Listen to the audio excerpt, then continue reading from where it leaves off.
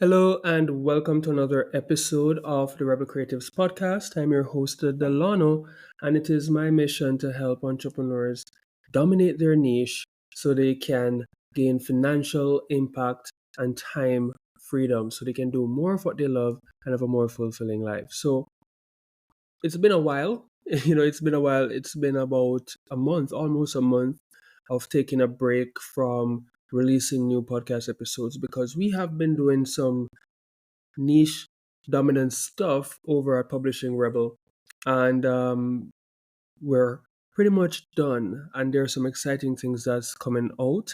In addition to our podcast that we do, where we put out content like this every single Monday at around 9. So what you can expect is we will be coming out with a series, and this one will be out on YouTube, where we're literally looking for websites out there that would need a makeover that can be optimized for conversion. And we're going to just demonstrate how you can move from point A to point B so you can get better results, right? Because when you dominate your niche, the biggest things that you can experience is getting more exposure, getting more referrals, building your authority, getting higher conversion rates, more people saying yes to you. And when you build your online presence the right way so you can dominate your niche, you end up putting your offer out there and selling your offer 24/7 more effectively. So that is our aim. If that is something that you value or you want to experience in your business, we can, see if what we do and how we do it would be a fit for you. But in today's episode, as you all know, and if you don't, I really just freestyle this. I take inspiration from people around me. And in this episode, we're going to talk about how you can establish niche dominance by asking instead of telling. All right. Um, in a competitive world, standing out is very essential, right? But not just making any kind of standout. When you dominate a niche and you become an authority, it doesn't come from telling people what they should care about. It comes from asking them what they value and align. And then you align what you are offering with their answers, right? And I want to, I saw a post on Facebook in one of the groups that I'm in. Somebody's asking, saying how, they pitch their offer to someone and they say no to immediately try to pitch them. And when I hear it at first, I was like, it's the same thing of you doing one thing and not expecting it to be done to you. You came to this person, you start telling them what they should want, and when they say no, and they start telling you what you should want, you're like, why? You're doing the exact same thing. So, what if we stop telling people about what we value and try to ask them what they value and connect with the right people that way? Because guess what? In marketing, in sales, in business, you don't know, right? You only can speculate if a person will be a fit for your, offer or what you do. The only way to find out if they are a fit is to actually have a conversation. And we aren't really having a conversation most of the times. We're just telling people what we want, what we think is best, and hoping that they're going to see everything that the way we're seeing it, and then say yes. But that's not how it works. All right. So why does it matter, right? If you can understand what truly matters to your audience, you can create a connection that stands the test of time, right? This understanding becomes the foundation of trust and the bridge to loyalty. When you listen and adjust your offerings to your audience's needs, they feel seen and valued, and you emerge as an expert they can trust. And this is where niche dominance begins. When people know you're listening, they're more likely to turn to you in their decision making moments. And guess what? That decision is choosing if they're going to move forward to work with you, right? So your brand becomes the one they associate with solutions that is tailored to their needs, and helping you not only gain authority but also stay top of mind in your industry, right? So what are the rewards? You get to build sustainable relationships, you get to increase your brand loyalty, and you get to position as a true authority in your niche. Now, all of this sounds great, and there are challenges, there are obstacles, right? Many people struggle to make that shift from telling to asking because they've been taught that authority means having to have all the answers up front and telling people what to do and all of those things. Just tell whatever, people will say yes or no or whatever, and they think that more people will like it, right? But that's not how it is. And there are other barriers, right? For example, there's a fear of appearing uncertain. So some believe that authority means projecting complete confidence in what they believe in, right? So when they go out there and they're asking questions, they feel like from that standpoint, they are not coming off as I know it all, right? And as a result, they don't feel like that is the way to even try to sell or put anything out there, right? Next is like asking, time constraints. Asking and listening can be more time consuming, and many feel pressured to simply provide quick answers. And because we're in such a busy world, everything is so fast paced, people don't want to invest the time required to really have those genuine conversations, right?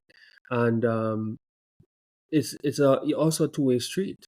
Not everybody is willing to just jump on a 30-minute call with someone, especially if in their head they're thinking, oh, this person is just going to tell me what I need and sell me on something, right? So you have to make it clear that even if you're spending the time to connect, how are you doing it? Is this me telling you, or is this me asking questions and getting to understand? And that's why for us at Publishing Rebel, when we do have calls, we have discovery calls. The calls is just to have that conversation, to know where you are, where you want to be, and to find out for ourselves and with you if what we do can help you to get what you want, because it's not what we want, right? It's what you value. And then there's difficulty in balancing expertise with curiosity. So when we're experts, it's easy to assume we know what's best for others, right? And that's where we project our values on other people's, right? For example, I value just having time, freedom. It doesn't matter the amount of money I have, as long as I have the time to enjoy and do the things that I want, right?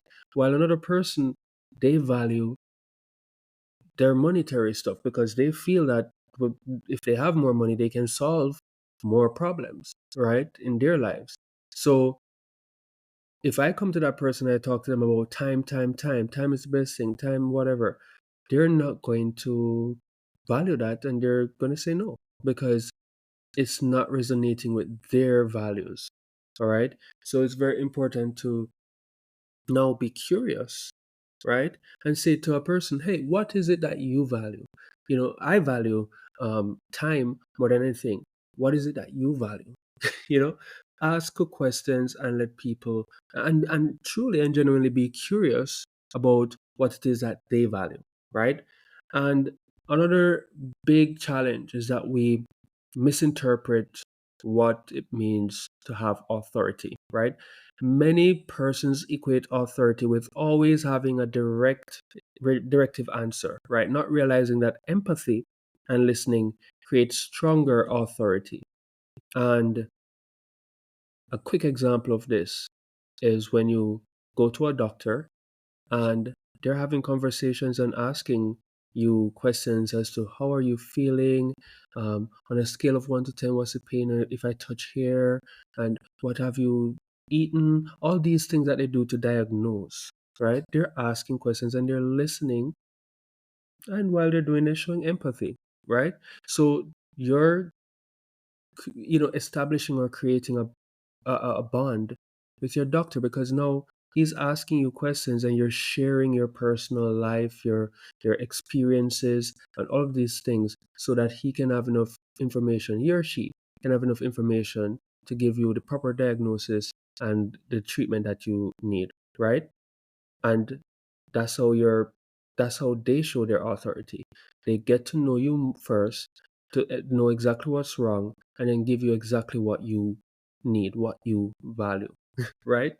And there is this reluctance to pivot. Now, asking what people value sometimes requires changing direction, which can feel risky and unsettling. And um, that's where a lot of persons, really feel the friction, because they are taught to do things a certain way by these sales gurus and everything.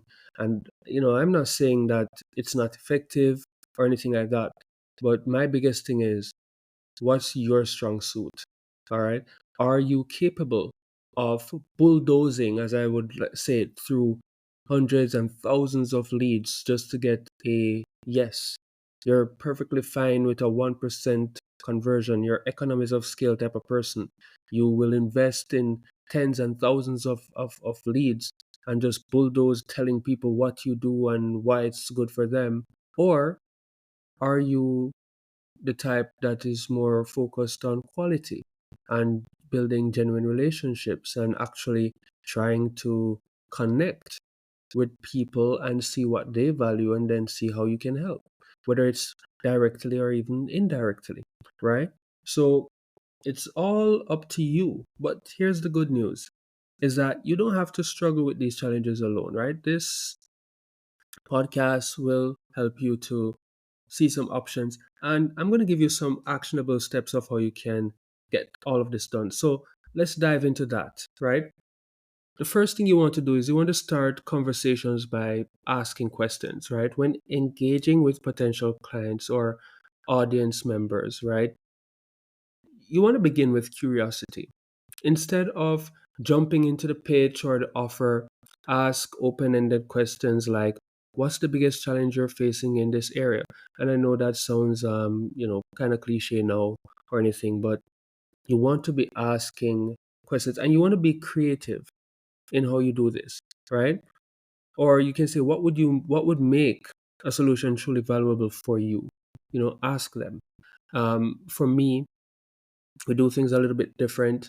For example, with even our series that we're doing, we're just doing it like, when doctors will do a fair, they do one by our church the other day, where the doctors would come in and they'll, give diagnosis, treat people, do tests, and all of those things. And they just do it for free. You come, we do it, and you go. No charging or anything like that. And we wanted to take that approach because it's like we're going to operate as the doctors in niche dominance. So we're going to actually look for persons who want that free, assessment. And as we call it, we're going to do the makeover series. And we literally just take a website, for example, just one piece of the puzzle, as it were, and we're going to show how we can improve that to get better results. What we would do, what it would look like, actually do the things, and then take it from there, right?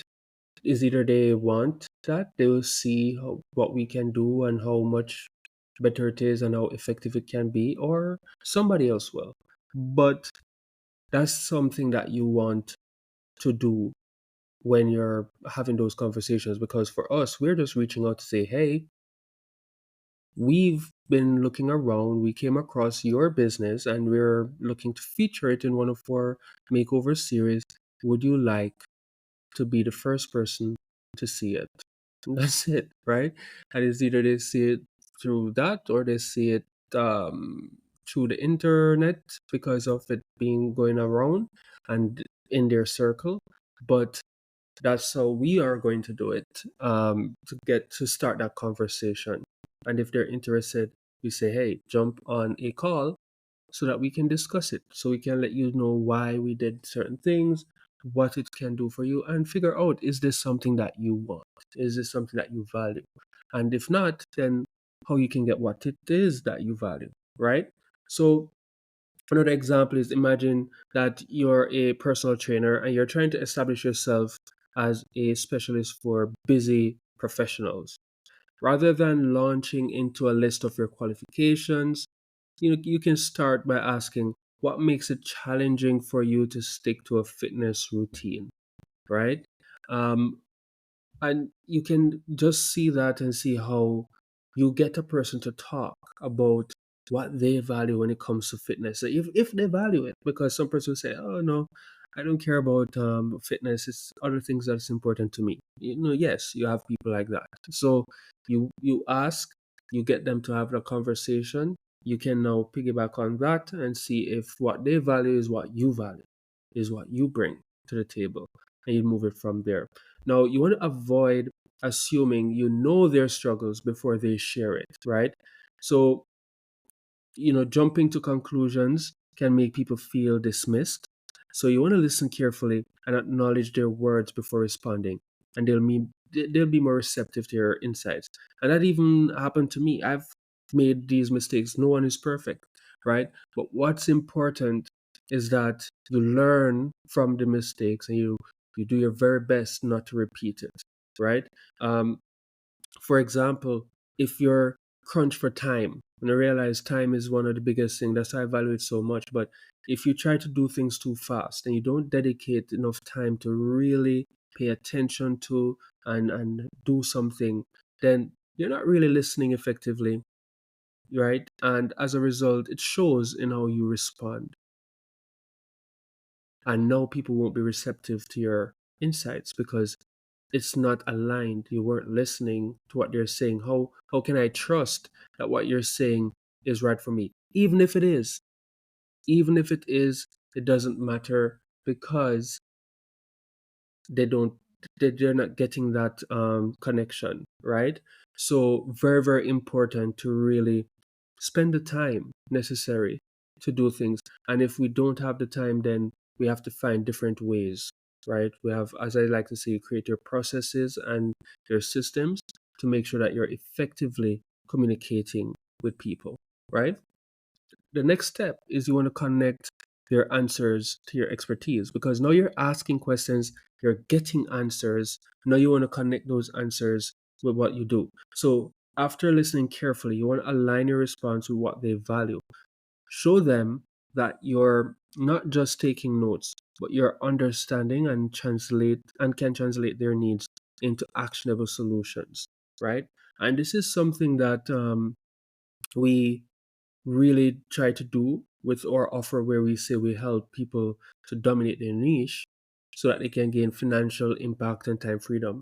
When we ask questions and we try to understand where our prospect is at and where they want to be, and even understand some of the situations that they have had in the past, because some persons have tried to elevate themselves or to move to their goals, but there are challenges and things didn't go right. What didn't go right? What did go right? Right? It's not always what didn't go right. And when we understand all of this, we're getting to understand what they value. Do you value time? Do you value your finances? Do you value the impact that you are having through your business on your community, your family, the world? Right? And based off of what a person values, we position our offer based off of that. It does other things, but we focus on that. So just to give an example here, we were talking with a client, and for them, they valued revenue. That's what they want for their business more than anything else, right? They didn't care about the impact. They didn't care much about the time. They just want to see their revenue goals met, right? Um, so when I presented the offer, I didn't even bother to say, "Hey, I want to help you to gain fit freedom." I just focused on the money figure that they said they want to achieve in the timeline that they said they want to achieve it in, with the budget that they have. So my offer moved from hey, I'm going to help you to gain financial impact and time freedom, to I'm going to help you to make the X revenue that you want within X time, which that's your goal, within the budget, X budget that you have in mind. Is that something that you'd like me to help you with? Right? And that's it. Now it sounds more in tune to them, and it's based off of what they value. And my only thing that I have to do is to make sure that what they value and what I do connects. Because if a person values to, travel the world, and you are not able to help them to do that because that's not what you do, then you should be saying, well, yes, I can help you. Instead, if a person comes to me and they say, hey, I want to do X, and it's something that I know that we won't be able to help them, especially with the budget that they have, or even just because it's just completely different from what we do, right? We would just say to them, hey, we understand that you want to achieve X within a certain time, and within this budget. Sadly, we won't be able to do it like that, but we know of X or Y company that would be able to help you to move the needle in that direction that you want it to go in. Would you like me to connect you with them? Right? So that is where you still maintain authority in your niche. You still gain some value. You did help them. So over time, if they want your method, you're going to be top of mind, right? Because either way, you did help. So it's very important for us to connect their answers to your expertise. And if it's not even in yours, connect with people who are experts in different things. Have a network of experts that you can always push people to, right? So you don't want to ever turn every answer into a pitch. That's one of the things that a lot of people make mistakes here. While it's natural to want to jump to solutions, ensure you're offering relevant expertise that address their pain rather than promoting a one size fits all package, right? And that's why it's so important to connect their answers to your expertise and your offer, because it looks more curated for them. And either way, that's what you want to be doing. You want to make sure that whatever you're offering is a right fit for them. That's the whole point of having a conversation and creating offers and giving a service out there, because you want to make sure that it's really serving people's needs, not your needs alone, right? After you do all of that, you want to demonstrate flexibility and willingness to evolve, right? Because you want to show that you're not afraid to adapt. Niche dominance isn't just about being consistent, right? It's about being consistently relevant. Let your audience see that you value their feedback and are willing to pivot to meet their needs. And this is where it's so important for you to make sure that you're collecting feedback and you're really listening to your audience. If you're a website designer and a client mentions that they prioritize accessibility over aesthetics, assure them that you'll incorporate accessibility into your design process. By tailoring your work to match their priorities, you're more likely to become the go to choice for clients who have similar values, right? So you want to make sure that that's an example of how you can be flexible and be willing to evolve with your services, right?